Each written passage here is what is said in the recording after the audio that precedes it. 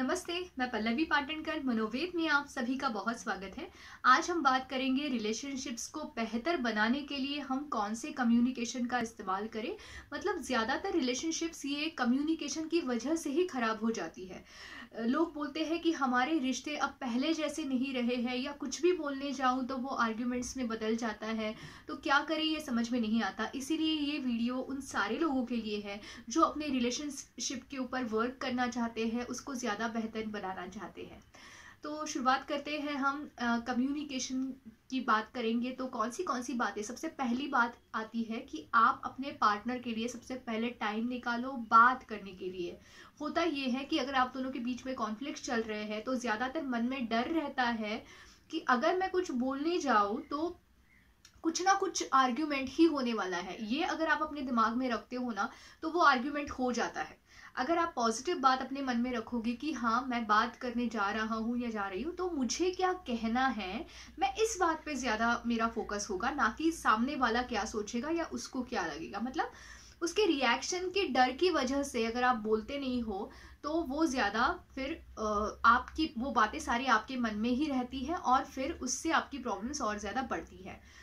तो रिएक्शंस की को ना डरते हुए ओपनली अपनी बात बताएं। जब आप अपनी बात बताते हो, सामने वाला कुछ बोलता है तो उस वक्त आपको एक एक्टिव लिसनर का काम करना चाहिए। मतलब क्या, उस वक्त आप शांति से सुनो। आपका अटेंशन जो है, ध्यान जो है, वो पूरा ध्यान आपके पार्टनर की बातों पे होना चाहिए। अक्सर ये होता है आप कुछ काम करते हो, पार्टनर कुछ बोलते रहते हैं और फिर आधा अधूरा सुना जाता है और उसी पे आप रिएक्ट होते हो। तो ऐसे ना करते हुए पूरी बात सुन के फिर उसको समझ के रिस्पॉन्स करना, रिएक्शन की बजाय रिस्पॉन्स करना, ये बहुत ज़्यादा ज़रूरी होता है। रिएक्शन ये होता है कि आप बिना सोचे समझे कुछ भी बोल देते हो, और रिस्पॉन्स वो होता है कि आपने बात को समझ के उसको सही तरीके से उसका रिस्पॉन्स आपने दे दिया। तो ये होगी पहली बात कि अनडिवाइडेड अटेंशन देना और एक्टिव लिसनिंग। अब दूसरी बात हम यहाँ पे करेंगे कि जब आपके पार्टनर का कोई बिहेवियर आपको अच्छा नहीं लगता है तो आप डायरेक्टली कैसे बोलते हो कि तुमने ये ऐसा क्यों किया, तुम हमेशा ऐसे ही करते हो। तो इस तरीके का जब हम किसी को बोलते हैं ना तो उससे लेबलिंग हो जाता है, उस व्यक्ति के ऊपर लेबलिंग हो जाता है कि वो व्यक्ति ही वैसा है। उसका बिहेवियर और वो व्यक्ति, ये दो अलग चीजें हैं। ये हमेशा याद रखिए कि कोई भी व्यक्ति का कुछ भी जो बिहेवियर है जो आपको पसंद नहीं आता है, वो बिहेवियर मतलब वो व्यक्ति नहीं होती है। तो इसीलिए लेबल मत करो किसी भी व्यक्ति को। और ये जो वाई क्वेश्चन है ये मत पूछो कि तुमने ऐसा क्यों किया। इसके बजाय आप क्या कह सकते हो कि अगर वो बिहेवियर आपको पसंद नहीं है तो आप सिंपली ये बोलो कि मुझे इस बात से परेशानी होती है। जैसे कि आपके पार्टनर देर से आए हैं तो आप ये बोल सकते हो कि जब आप देर से आते हो तो मुझे इग्नोर्ड फील होता है, या फिर मुझे ऐसा लगता है कि मेरा कोई नहीं है, या मुझे लोनली फील होता है, जो भी आपकी फीलिंग है। तो इसे हम आई स्टेटमेंट्स बोलते हैं। आई स्टेटमेंट्स मतलब मेरी फीलिंग एक्सप्रेस करना। तुमने ऐसा क्यों किया, इसके जगह पे मुझे ये लगता है, मैं हर्ट होती हूँ, मुझे गुस्सा आता है, या मुझे दुख होता है, जो भी है। हम अपने फीलिंग्स की रिस्पॉन्सिबिलिटी अपने ऊपर लेते हैं। ये अटैक मोड में आता है। जब हम लेबल करते हैं कि तुमने ऐसा क्यों किया, तुम हमेशा ऐसे करते हो, तो वो लेबल मोड में जाता है, अटैक मोड में जाता है, और वहां पे आर्ग्यूमेंट्स ही होते हैं। तो ये हमेशा याद रखिए कि आपको आई स्टेटमेंट्स यूज करने हैं। अब आगे तीसरा पॉइंट ये है कि हमें अपने पार्टनर की इमोशंस को वैलिडेट करना। मतलब क्या कि आपका पार्टनर दुखी है, उदास है, परेशान है, चिड़चिड़ापन उसको हो रहा है, उस फीलिंग्स को समझ के वो बोल के दिखाओ कि हाँ मुझे समझ में आ रहा है कि तुम अभी गुस्सा हो, या मुझे समझ में आ रहा है कि तुम्हें इस बात का दुख हो रहा है। तो देखो आप जो समझ रहे हो वो सही है या नहीं है। शायद वो कुछ और फीलिंग हो सकती है, तो जो आपके बोलने के ऊपर ही समझ में आएगा कि आपकी समझ क्या है और सामने वाला व्यक्ति क्या फील कर रहा है। तो ये वैलिडेशन बहुत ज़्यादा ज़रूरी होता है।